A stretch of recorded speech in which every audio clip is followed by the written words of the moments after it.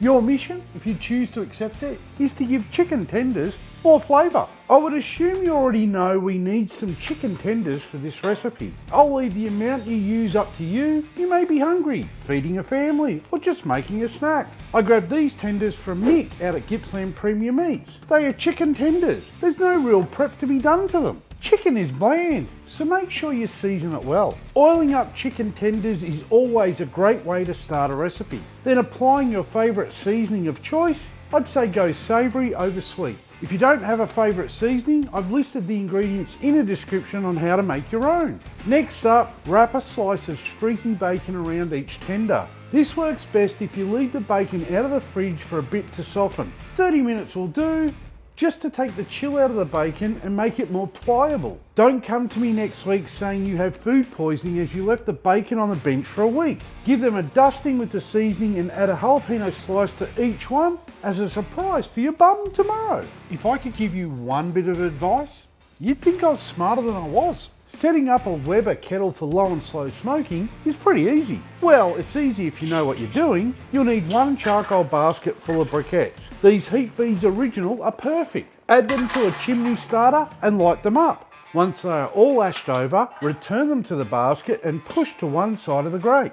With the grill back in place and the lid on, make sure all the vents are wide open. As the temp starts to climb, you can slowly start to close down the bowl vent to around about a quarter open when you are roughly 30 degrees Celsius off your target temp. And we are aiming for 150 degrees Celsius today.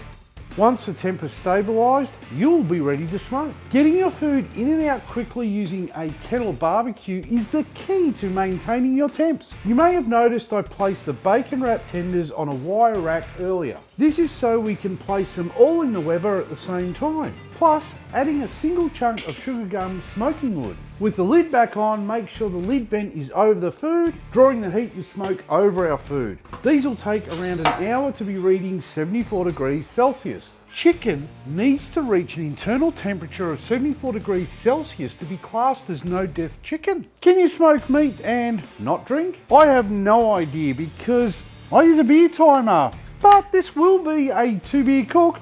Cheers. Do you like it when your fingers get sticky? Into a pan, add some barbecue sauce, honey, brown sugar, and butter. Stir it constantly until the butter has melted and then you can remove it from the heat. You'll be using this later. Hey, you subscribed, but you haven't subscribed yet.